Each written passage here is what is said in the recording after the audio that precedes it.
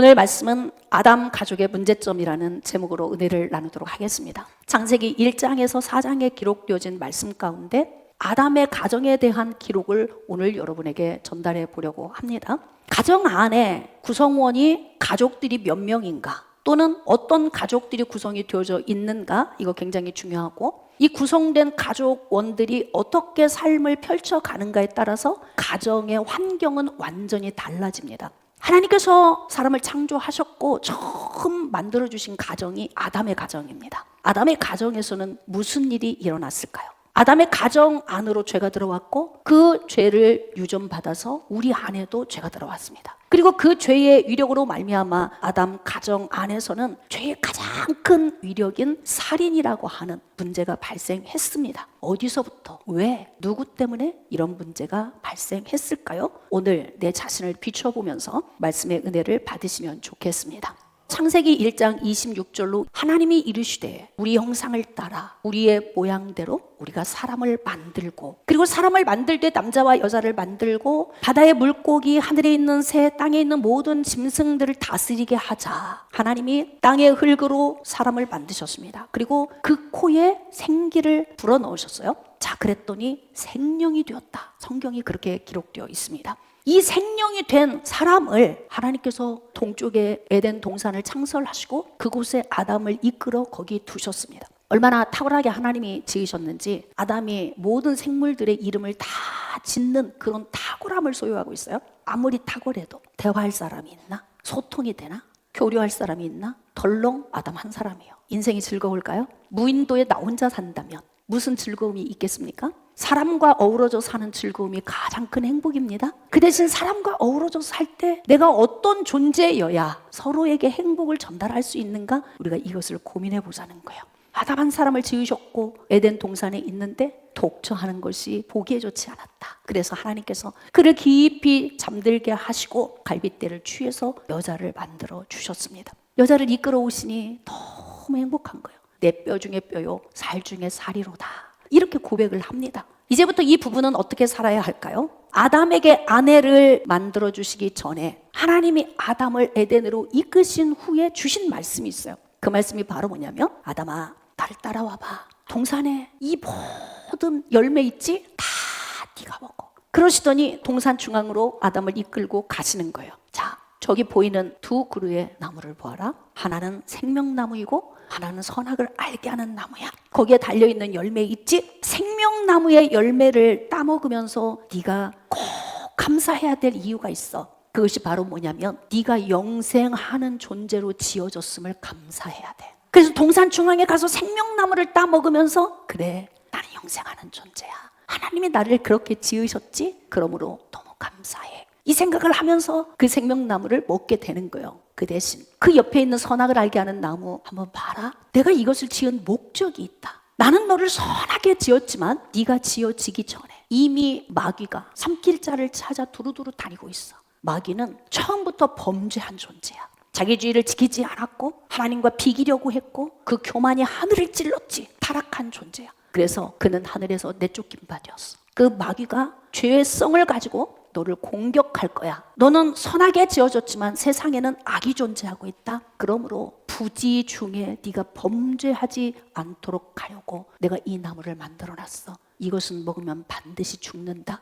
우리 여기서 좀 고민해 봅시다. 선과 악을 알게 하는 나무의 열매는 하나님이 그냥 만들어 놓으시고 왜 따먹게 하고 범죄하게 했는가? 그 이유가 아니에요. 하나님이 선과 악을 알게 하는 나무의 열매를 만들어 놓은 것은 이미 죄가 세상에 존재하고 있었고 선하게 지어진 사람을 공격할 수 있는 요인이기 때문에 그것을 지키게 하는 바리케이드 역할을 해주는 거예요. 보호막 역할입니다. 선과 악을 알게 하는 나무의 열매는 사람에게 죄가 이유 없이 들어오게 하는 것을 막아주는 역할을 하는 거예요. 보호막입니다. 감사하죠. 그러니까 생명나무 열매를 따먹으면서 나는 영생하는 존재로 지어졌어. 그런 하나님께 감사. 그리고 선과 악을 알게 하는 나무의 열매를 바라보면서 나를 선하게 지으셨고 죄가 일방적으로 바이러스 침투하듯이 내게 들어오지 못하도록 하나님께서 보호막으로 주신 거야. 그래서 더욱 감사. 하나님께서 그것을 가르쳐 주신 거예요. 그래서 네가 동산에 있는 모든 나무의 열매는 임으로 다 먹지만 선과 악을 알게 하는 나무의 열매는 먹으면 반드시 죽으리라. 이렇게 말씀을 하신 거예요. 그렇게 말씀을 받은 아담에게 깊이 잠들게 하시고 갈빗대를 취해서 여자인 하와를 만들어 주신 거예요. 그러면 이때부터 아담은 어떻게 살아야 될까요? 하나님의 말씀의 기준에 의해서 사는 거예요. 여러분, 우리가 예수 그리스도 안에서 구원받았잖아요. 그러면 우리가 인생을 살 때 무엇이 기준이냐면 하나님의 말씀이 기준이 되어야 되는 거예요. 말씀에서 하라 그러면 순종하는 거예요. 하지 말아라 그러면 안 하는 것으로 순종을 해야 하는 것입니다. 아담은 하나님이 주신 말씀을 마음에 새겨야 됩니다. 아담아, 너 생육하고 번성하고 충만해? 땅을 정복하고 땅에 있는 모든 생물 다스려? 그 말씀을 새겨야지요. 그리고 열심히 살면 되는 거예요. 그리고 하나님께서 에덴에 그를 두시고 여기에 있는 생명나무의 열매는 먹으면서 감사, 선악을 알게 하는 나무는 안 먹으면서 감사. 그래서 하나님이 주신 그 매뉴얼 안에 서 있기만 하면 인생은 형통합니다. 이것이 아담이 해야 할 일인 거예요. 그런데 중요한 건 아담을 잠들게 하시고 그의 갈빗대를 취해서 여자를 만들어서 이끌어왔더니 뼈 중에 뼈요 살 중에 살이라. 내 몸에서 나온 그 여자를 보면서 이렇게 감탄을 했어요. 감탄만 하고 있으면 된다 안 된다. 그냥 행복함에 젖어들어 있기만 하면 된다 안 된다? 안 된다. 정신을 바짝 차려야 되는 거예요. 여러분, 우리가 놓치고 가면 안 되는 요인들이 있어요. 지금 내 삶에 아무리 만족해도 절대 하나님의 말씀의 기준에서 이탈되면 안 됩니다. 하나님의 말씀을 마음에 새기되 어떻게 새겨야 되냐면 집에 있을 때든지 밖에 나갈 때든지 누웠을 때든지 앉았을 때든지 할렐루야 말씀을 강론하는 거예요. 그리고 내 손목에 매어 기호를 삼고 미간에 붙여 표를 삼을 뿐만이 아니라 문설주와 바깥문에도 기록해야 하는 것입니다. 아멘입니까? 그러니까 하나님의 말씀을 우리의 삶에 새기고 새겨진 말씀을 통해서 적용하고 살아야 되는데 나 혼자가 아니고 가족이 생겼네요. 신선한 가족이 생겼습니다. 이 신선도를 계속 유지하려면 어떻게 해야 되느냐? 말씀의 기준 안에 서 있어야 됩니다. 이탈되면 부패하기 시작을 합니다. 그러므로 이 신선도를 유지하기 위해서 아담이 해야 될 일은 동산 중앙으로 하와를 데리고 가서 설명을 해줘야 되는 거예요. 여보, 하나님이 나에게 가르쳐준 게 있어. 내가 당신에게 이야기해 줄게. 그리고 아담이 하와를 이끌고 동산 중앙으로 간 거예요. 저기 정말 특별한 나무가 두 그루가 있네? 저건 뭐야? 하나님이 내게 말씀하셨는데 이쪽은 생명나무, 이쪽은 선악을 알게 하는 나무래. 그런데 하나님이 내게 말씀을 주실 때 너는 영생하도록 지어졌다. 생명나무 열매 따먹으면서 감사하며 살아야 돼. 그렇게 말씀을 주셨어. 당신도 그렇게 살아야 돼. 이야기하는 거예요. 그리고 이쪽에 있는 나무의 열매는 선과 악을 알게 하는 나무래. 선과 악이 뭐야? 우리는 선악에 지어져서 지금 악을 몰라. 나도 악이 뭔지 모르겠어. 그런데 악이 이미 존재하고 있대. 처음부터 범죄했던 마귀가 그 죄의 바이러스를 하나님의 형상대로 지음받은 사람에게 넣어주려고 두루두루 다니고 있으면서 삼키려고 한대. 하나님이 하신 말씀이야. 그렇기 때문에 우리에게 죄의 바이러스, 악이 들어오지 않도록 하나님이 보호막을 주셨어. 이거 먹으면 죽는다고 하셨어. 먹으면 안 되는 거야. 이게 이제 하와가 아담을 통해 받은 하나님의 말씀의 기준입니다. 그러면 그 말씀의 기준으로 살아야 되는 거예요. 말씀의 기준 안에서 그들이 잘 살고 있을까요? 어느 날 뱀이 하와를 미혹하기 시작합니다. 왜 미혹할까요? 저기 동산 가장자리에 있으면은 미혹받을 일이 없죠. 하와는 시간이 날 때마다 동산 중앙을 갔던 것 같아요. 남편이 데리고 가서 소개해줬던, 왠지 모르겠는데 생명나무보다 선악을 알게 하는 나무의 열매가 더 반짝여. 저거 먹지 말라고 그랬는데 왜 하지 말라면 더 하고 싶죠? 딸이 아주 못난 남자를 데리고 왔어요. 세상에 그렇게 잘난 남자도 많은데 그런 남자를 데리고 왔냐? 안 돼. 내가 죽는 한이 있어도 안 된다. 그러면 불 붙은 데다 신나 뿌리는 거예요. 하지 말라면 더 하고 싶어. 세상에 이 사람 아니면 죽을 것 같은 거야, 그 순간에. 그리고 세월 지나서 이야기하죠. 그때 더 말리시지. 왜 그 정도밖에 안 하셨어요? 살아보니까 별것 없거든. 그러니까 사람의 욕구 속에서 금지당한 영역이 그렇게 궁금한 거예요. 누가? 하와가 금지당한 영역이 너무 궁금하니까 뭐 애도 없지, 기저귀 빨 일도 없죠, 이유식 만들 일도 없지, 다 벗고 사니 빨래 할 일도 없지, 불을 피워 밥 할 일도 없지. 세상 편한 삶을 사는 게 하와예요. 자기야 바나나 먹고 싶어. 팍 올라가서 남편이 따다줘. 새콤달콤한 파인애플. 그럼 또 가져와. 할 일이 있어야죠. 그래서 하와는 시간만 나면은 금지구역으로 가는 거예요. 그리고 금지된 그 영역에만 자꾸 시선이 가. 다른 과일은 다 평범해 보이는데 왜 저 과일만 저렇게 특별해 보이지? 왜 그렇게 탐스럽지? 왜 그렇게 먹음직하지? 저걸 먹으면 굉장히 내가 지혜로워질 것 같아. 자꾸 그쪽에다가 시선을 두니까 머릿속에 없어야 될 생각이 계속 들어오는 거예요. 두루두루 다니면서 삼킬 자를 찾고 있던 마귀가 발견을 하게 된 거예요. 동산 중앙에서 선과 악을 알게 하는 나무의 열매를 바라보면서 보암직도 하고 먹음직도 하고 지혜롭게 할 만큼 탐스러워. 저 금지 구역 가서 손을 내밀어 따서 먹어보면 어떨까? 이 생각을 하고 있는 거예요.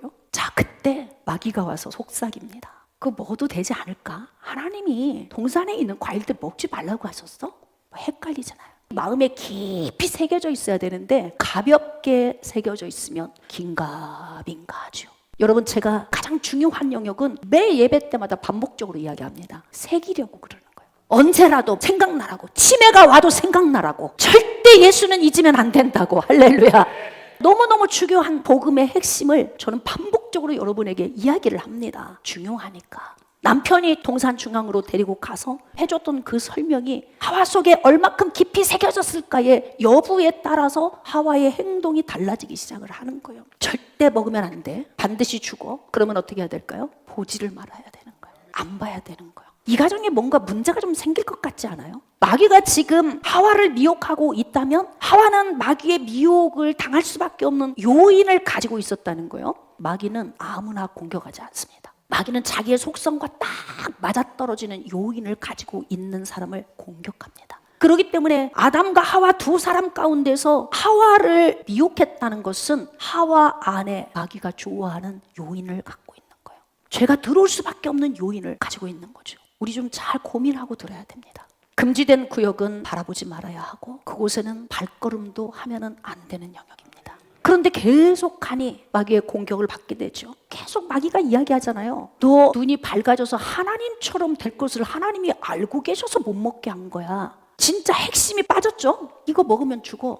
마귀는 처음부터 범죄했어요. 도둑질하고 죽이고 멸망시키려는 것이 목적이에요. 그러니까 하나님께서 아담에게 얼마나 신신당부를 했겠어요. 생명나무는 영생하는 존재로 지어진 걸 감사함으로 먹어라. 세상은 죄가 들어와 있다. 너는 선하게 지어졌지만 바이러스 오듯이 부지 중에 들어올 수 있어. 부지 중에 오지 못하도록 내가 너에게 보호막을 쳐놓은 거야. 그러니 그거 바라보면서 감사해. 이게 하나님의 말씀을 붙들고 가야 되는 거잖아요. 하와가 미혹을 당해버립니다. 자기도 모르게 그냥 손이 자연스럽게 갔어. 그리고 따서 먹은 거예요.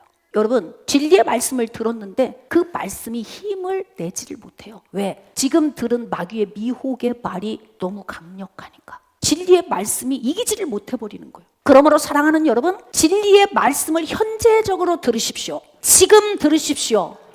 그래야 이 말씀이 내가 지금까지 살아온 삶의 모든 하나님이 싫어하는 요인들을 누를 수 있게 되어지는 거예요. 그래서 하와는 결국은 따먹고 말았습니다. 죄가 들어와 버렸네. 하나님처럼 될 줄 알았더니 눈이 밝아져서 내가 벗고 있는 수치가 보여지는 거예요. 죄의 바이러스가 들어왔으니 더러워졌잖아요. 이전과 이후에 달라진 게 뭐예요? 벗고 살 때 부끄럽지 않았는데 죄의 바이러스가 들어오고 난 이후에 부끄러움이 생기기 시작한 거예요. 죄를 보게 된 거죠. 자기에게 오염되어진 요인을 보게 된 거예요. 그러니까 얼마나 소스라치게 놀래 부부가 서로 보면서 황급히 무화과나무 잎을 엮어 입었습니다. 여보 빨리 가리 얼른. 못 보겠다 내가. 부부가 이야기를 하는 거예요. 하나님께서 오셔서 묻는 거죠. 아담아 어디 있어? 제가 벗어서 부끄러워서 숨었습니다. 너 왜 내가 먹지 말라고 한 선과 악을 알게 하는 나무의 열매를 먹은 거야? 하나님이 주신 저 여자가 먹으라고 그래서 먹었거든요. 아담은 하와가 아니었더라면 인생 괜찮게 살았을 사람이죠. 여자 잘못 만나서 배려버린 인생이야 아담이. 하와들이요, 정신 차리고 들으소서. 여러분의 남편은 여러분의 손에 달려 있어요. 왜인 줄 아십니까? 남편들은 아내를 의지하거든. 사랑하거든요. 아내의 말이면 다 믿어. 내 아내가 하는 말이 거짓될 것이다, 이중적일 것이다, 문제 있을 것이다 생각할까 못할까요? 못한다니까요. 하와가 자기가 먹은 선악과를 남편에게 줄 때 이거 선악과야 먹어봐. 그랬으면 먹었을까 안 먹었을까요? 먹었겠어요? 여러분 같으면? 하와가 어떻게 했어요? 따서 먹고 여보 먹어봐. 그냥 준 거예요. 왜? 나 혼자 죽는 거 못 견뎌. 죽어도 같이 죽자. 하나님이 다른 쪽 갈빗대 취해가지고 다른 여자 또 만들어서 세장가 가면 난 억울해서 못 살아. 선과 악을 알게 하는 나무의 열매라는 말도 하지 않고 남편에게 줬더니 그냥 먹은 거예요. 이게 죄의 속성입니다. 나 혼자 못 죽어. 같이 죽어야 돼. 남이 잘 되면 배 아파. 그게 죄의 속성이다 이 말이에요. 하와야, 너는 왜 먹었어? 저 뱀이 꿰어서 먹었어요. 내가 네 남편한테 얘기했는데 네 남편이 너한테 말하는 거 내가 봤거든? 너는 왜 네 남편의 말을 듣지 않았어? 뱀에게 핑계를 대잖아요. 나는 아무 죄 없습니다. 죄예요. 제 문제 아니고요. 저 사람들 문제예요. 요인을 저에게 묻지 마십시오. 제가 꼬여서 그런 거라고요. 그러니 그때부터 부부가 앉아서 대화하면 소통이 될까요? 안 될까요? 이제는 가정이라고 하는 부분이 이루어졌고 그 안에 두 사람이 가족 원으로 있는 거예요. 어제까지는 그렇게 사랑스럽고 이뻤던 아내가 이제는 그 아내의 얼굴만 봐도 내가 가시덤불과 엉겅퀴를 헤치고 내 몸이 땅으로 들어갈 때까지 얼굴에 땀을 흘리는 수고를 해야 먹고 산다. 그러면 하와 볼 때마다 행복할까요? 기쁘지 않겠죠. 나가서 일할 때마다 무슨 생각이 들을까? 저 여자 아니었으면 내 인생이 이렇게 안 됐을 텐데. 저 여자 때문에 내가 가시덤불과 엉겅퀴를 헤치고 죽도록 일을 해서 먹고 살아야 하니 죽는 날까지 그 생각이 들었을 거 아니에요. 그때부터 부부는 단절되기 시작을 하는 거예요. 이렇게 단절된 부부의 죄를 하나님이 용서해 주시기 위해서 창세기 3장 15절에 복음을 주십니다. 여자의 후손 즉 예수 그리스도에 대한 복음의 말씀을 주시면서 짐승을 잡아서 가죽옷을 지어 입히셨어요. 그러면서 하나님께서 아담과 하와 두 사람의 죄를 덮어주신 거예요. 그러니까 그의 죄가 가려져서 깨끗하다 인정을 받게 되는 자가 된 거예요. 만약에 원상태로 되어져서 죄가 없는 상태로 되어졌다면 에덴에서 쫓겨나야 될 이유가 없겠죠. 그런데 하나님께서 에덴에서 그들을 쫓아내신 거예요. 왜? 생명나무 열매를 따먹고 영생할까 하노라. 에덴에서는 스스로 자신들이 영생할 수 있는 방법이 있어요. 생명나무예요. 그래서 하나님께서는 어떻게 했냐면 죄로 말미암아 죽은 그들이 스스로 살아나지 못하도록 에덴 밖으로 쫓아내 보내시는 거예요. 자, 이때부터 인간들은 스스로 살 수 있는 방법이 있다 없다? 없습니다. 이때부터는 어떻게 살아야 되냐면 창세기 3장 15절에 기록된 여자의 후손의 그 복음을 붙들고 이제부터는 짐승의 제사를 드리면서 그 피를 흘려 번제단에 드리고 주님 앞에 태워드리면서 오실 여자의 후손인 예수 그리스도의 십자가의 은혜를 바라봐야 구원이 오는 거예요. 그러니까 하나님께서 그들에게 가죽옷을 지어 입히시면서 이것은 구원의 영원성이다. 너희들이 지금 입은 무화과나무의 잎은 하루 이틀이면 바슬바슬 다 낡아져 버리지? 그런데 가죽옷을 입어. 이것은 반영구적이잖아. 네 수치를 영원히 가려주겠다. 그 의미가 있어요. 근데 그 수치를 영원히 가려주되 앞으로 오실 여자의 후손이 와서 죽으심과 부활의 은혜를 우리에게 주시기까지 너희들은 잊어서는 안 돼. 그러니까 마치 생명나무와 성곽을 알게 하는 나무의 열매를 놓으시고 시청각 교육을 시키셨던 것처럼 짐승을 잡아들이는 제사 제도를 그들에게 가르쳐 주신 거예요. 이제 에덴 밖에서의 그들의 삶의 기준은 뭐냐면 피의 제사입니다. 피의 제사를 드리면서 생명나무이신 예수님을 바라보는 거예요. 그래야 이들은 영생을 얻을 수가 있는 거죠. 아담과 하와가 별로 친하지도 않고 살 중에 살이요 뼈 중에 뼈요 그런 줄 알았더니 나를 죽게 만들었어. 그렇다고 한 번 혼냈으면 되지. 평생 울고 먹는 거야. 맨날 나 때문에 죽었다고 그러고 막 부부가 맨날 얼굴만 보면 싸우는 거예요. 그래도 에덴에서 쫓겨난 아픔이 있기 때문에 제사만큼은 드리자. 오늘 우리가 부부 싸움하고 힘들고 다투고 죄졌잖아. 그러니까 어떻게? 짐승을 잡아 피를 흘리고 여자의 후손 예수님 바라봐야 영생을 얻는 거야. 하나님이 가르쳐 주셨잖아. 그러니까 싸워도 해야 되고 속상해도 해야 하고 무슨 일이 있어도 이들은 철칙으로 지켜야 되는 게 뭐냐면 피의 제사예요. 자, 그런데 어느 날 가인이 태어났어요. 아담은 930년 살면서 930년 동안 자녀를 낳았더라 그랬어요. 기네스북에 등재된 가장 자녀를 많이 출산한 사람이 27번의 출산에 69명의 아이를 낳았대요. 쌍둥이, 셋쌍둥이, 넷쌍둥이 막 이렇게. 그러면 아담과 하와는 얼마나 많이 나왔겠어요? 지금처럼 인스턴트를 먹습니까? 통닭에 맨날 피자에 마라탕에 이런 거 안 먹잖아요. 그때는 환경 호르몬도 없어. 그러니까 그렇게 아이를 잘 낳아. 막 번성해. 가인도 태어났고 아벨도 태어났고 그 이후에 많은 자녀들이 태어났어요. 그런데 어느 날 한 사건이 발생이 된 거예요.